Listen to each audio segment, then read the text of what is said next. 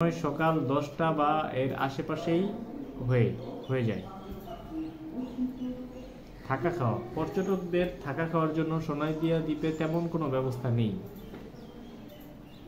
এই দ্বীপে থাকা খাওয়ার জন্য তাই স্থানীয়দের উপর ভরসা করতে হয়। টাকার বিনিময়ে স্থানীয় বাসিন্দারা দ্বীপে থাকা খাওয়া ব্যবস্থা করে দেয়।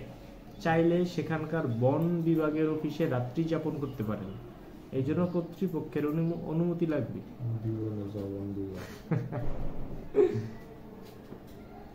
তো এই ছিল আমাদের সোনাইদিয়া দ্বীপ, মন চাইলে ঘুরে আসেন।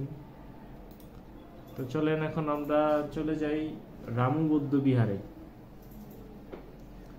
কক্সবাজার জেলার একটি ঐতিহ্যবাহী উপজেলা হচ্ছে রামু। এটা হচ্ছে বৌদ্ধদের। পুরাকীর্তি সমৃদ্ধ রামুতে রয়েছে অনেক প্রাচীন বৌদ্ধ নিদর্শন। রামুতে সর্বমোট 35টি বৌদ্ধ মন্দির ও জাদি রয়েছে।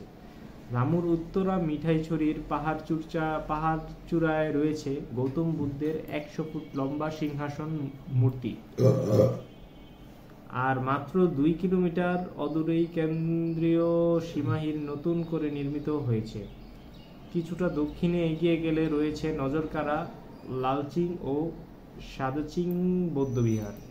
এছাড়াও